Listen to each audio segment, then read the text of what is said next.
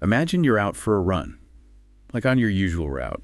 Sun's out, feeling good. Hmm. You wave to someone you think you recognize.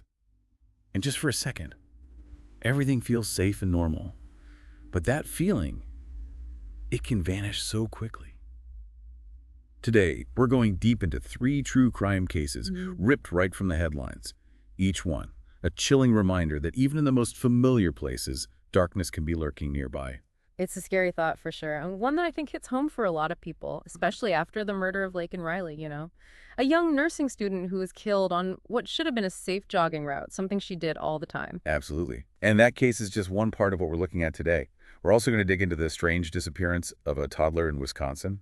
And then there's that murder mystery surrounding a Boston police officer. Both cases full of twists and turns. You won't believe it. Yeah, it's fascinating what these cases show us about the way Yeah. people act, the flaws in our systems, and how hard it can be to find justice. Let's start with the case that really gets to you.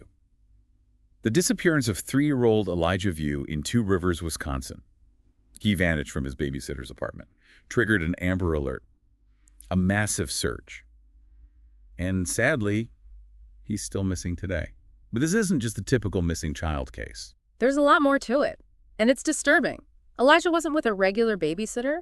His own mother sent him to live with Jessie Vang for what she called discipline. But Vang's methods, they were anything but normal. We're talking boot camp style discipline for a 3-year-old. It's hard to imagine doing that to a child so young. What kind of discipline are we talking about? From what's been reported, Vang would make Elijah stand for hours, threaten him with cold water, and Right. basically deprive him of any comfort or care that a kid his age needs. It's just cruel. Breaks your heart. And this wasn't a secret, right? Elijah's mother, Katrina Bauer, she knew what was going on. Right, and that's where things get even more troubling. Bauer admitted that she sent Elijah to Vang for this discipline, but she claimed that she didn't want certain things done. It raises questions about her role in what happened to Elijah. It makes you wonder, did neglect turn into something much worse? Or was something else going on? That's the big question, isn't it? There are definitely some red flags that suggest something bad might have happened. Vang's story about the day Elijah disappeared, it doesn't add up. He said he fell asleep. And when he woke up, Elijah was gone. But then there are problems with his story about how he locked up the apartment. Yeah. And then there's the fact that Elijah barely had any food or toys. Even basic things like regular diaper changes. It points to serious neglect, even if we forget about the so-called discipline. And let's not forget Vang's criminal history. He's got a past charge for child abuse. That's a huge red flag for anyone thinking of letting him care for a child, even for a little while. Absolutely. And when you add in that Bauer was in an abusive relationship herself, it creates an even more disturbing context for Elijah's disappearance. So we're left with this awful mystery. What happened to Elijah View? Was it tragic neglect? Or did something terrible happen under the guise of discipline? It's a case that shows the dark side of families and what can happen when children aren't protected by the people who should be caring for them. And it makes us ask, how could this happen? What can we do to protect vulnerable children from harm? Let's move on to a case that's gotten a lot of attention and debate. The trial of Karen Reed in Massachusetts.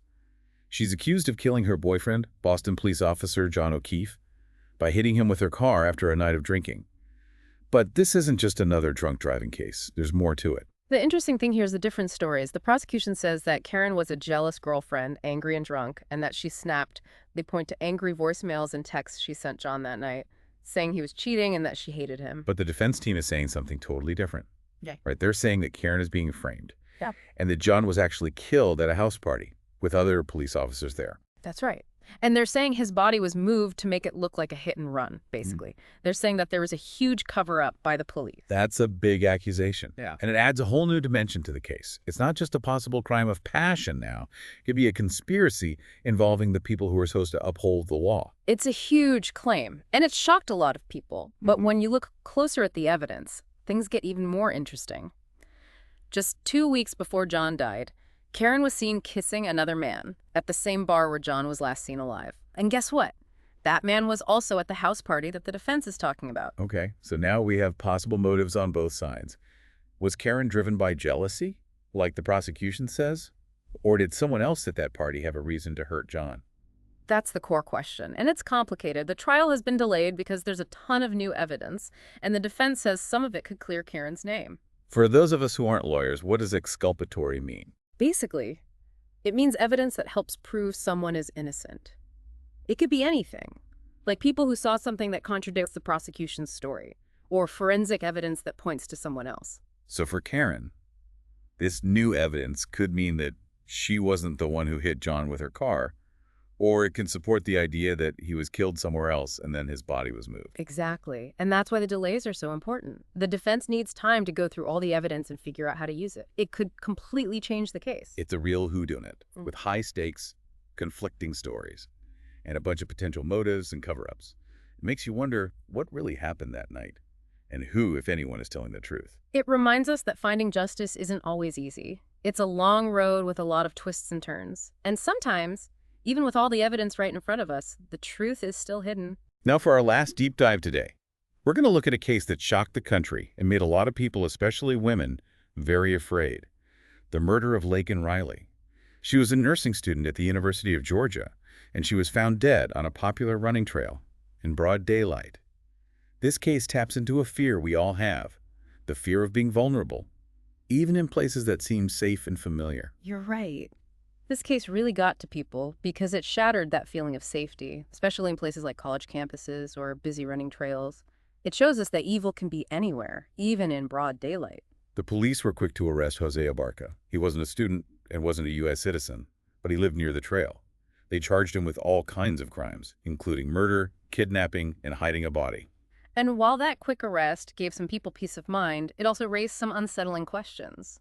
The police are saying that Abarca didn't know Laken, that it was a random attack, a crime of opportunity. But if that's true, it's even scarier. It means any of us could be in a wrong place at the wrong time and become a victim of this kind of violence. That randomness, the fact that there was no connection between the victim and the killer, it's chilling. It makes you feel like there's no way to predict it or make sense of it, and it leaves you feeling vulnerable and exposed.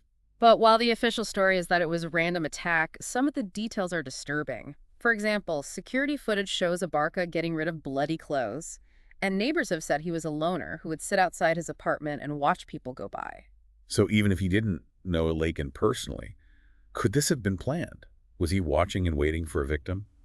It's a scary thought, and something the investigators are definitely looking into. The brutality of the crime is also a big question.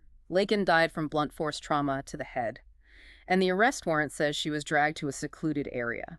This wasn't just a robbery gone wrong, it was a violent and intentional attack. It's the kind of detail that sticks with you, makes you question your own safety and how fragile life really is.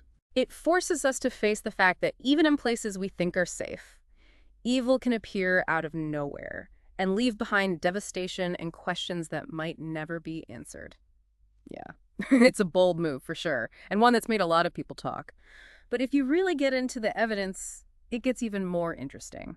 Just 2 weeks before John died, Karen was seen kissing another guy at that same bar John was last seen at. And this guy, he was also at that house party the defense keeps bringing up. Okay. So now we've got possible reasons for both sides to do something. Is Karen jealous, like the prosecution says? Or did someone at that party want to hurt John for some other reason? That's the big mystery, right? And it's messy. The trial's been pushed back because there's so much new evidence. And the defense is saying some of it could prove Karen didn't do it. Now, I'm not a lawyer, so what does exculpatory even mean? It basically means evidence that makes someone look innocent, could be witness statements that go against what the prosecution is saying, or maybe forensic evidence that points to a different person. So for Karen, this new evidence could mean she wasn't the one who hit John, or it could back up the idea that he was killed somewhere else and his body was moved. Exactly. That's why those delays are so important. The defense needs time to look at everything and figure out how to use it. Could change the whole case. It's like a classic mystery, right? Huge stakes, different stories, and all these possible motives and cover-ups makes you wonder, what really happened that night? And who's telling the truth? It shows us that getting to the truth can be really tough. Long road full of surprises, and sometimes, even with all the evidence in the world, the truth stays hidden. Okay, let's move on to our final case today. This one really shook the country and made a lot of people afraid, especially women.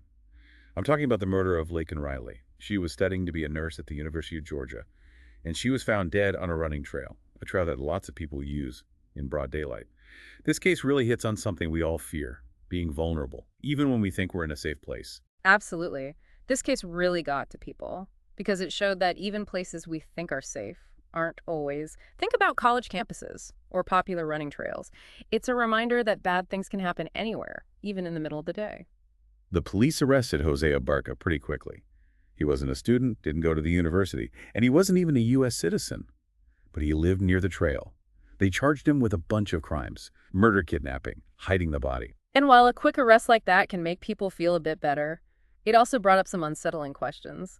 The police are saying Abarca didn't know Laken, that it was a random attack. Wrong place, wrong time kind of thing. But if that's true, it's even scarier. It means it could happen to any of us. We could just be going about our day and suddenly become a victim. It's that randomness. The Yeah, fact right. that they didn't know each other, that's what's so terrifying. You can't predict it. You can't make sense of it. Just leaves you feeling exposed and vulnerable. And even though the official story is that it was random, some of the details are unsettling. There's security footage of Abarca getting rid of bloody clothes. And people who lived near him said he was a loner, always watching people. So maybe he didn't know Laken personally. But could this have been planned?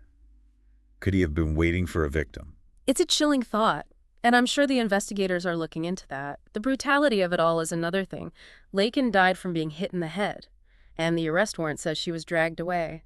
This wasn't a robbery gone wrong, it was a violent attack. Someone meant to do this. Yeah, it's the kind of detail that sticks with you. You start to think about your own safety and how quickly things can change. It makes you realize that even in places where we feel safe, bad things can happen, and we're left with devastation and questions that we may never have the answers to. Yeah, it really makes you think twice about where you go and when. If it can happen in broad daylight, on a college campus, Maybe. where is it really safe? It's a question a lot of people are asking after what happened to Laken. And while there are no easy answers, I think we have to acknowledge that feeling of vulnerability, that unease these cases. They stay with you. But how do we move on without being terrified all the time? Do we just accept that these things happen and there's nothing we can do? I don't think so. I think awareness is important.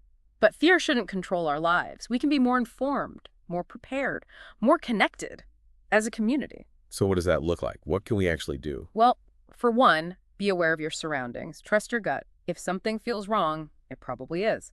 Don't be afraid to say something. Change your route. Get help if you need it. And as a community, we can push for better lighting in public areas, support programs that address the root causes of violence, and work together to look out for each other. Exactly. It's about being proactive, not just reactive. We can't always control what other people do, but we can control how we respond, how we prepare, and how we support one another. These three cases, even though they're all different, they all have something in common: that fragility of life and how darkness can be present even in places we think are safe. It's a stark reminder that bad things can happen when we least expect them, shattering lives, leaving behind so much grief and confusion and questions that may never be answered, but they also show us how resilient people can be, the constant search for justice, and the importance of community when tragedy strikes. This has been a tough, deep dive today, full of disturbing details and questions we may never have answers to. But these are important conversations to have, to face these realities and learn from these tragedies. I agree. And as we go forward, let's remember the victims. Elijah View, John O'Keefe, Laken Riley, each life cut short, each story unfinished. Their story should remind us to cherish our loved ones, be grateful for what we have, and work towards a world where this kind of senseless violence is just a memory. That's a good note to end on. To all our listeners out there, we encourage you to keep learning about these cases, talk about them with each other, and think about what you can do to make the world safer and more just. Until next time, stay informed, stay vigilant, and stay connected.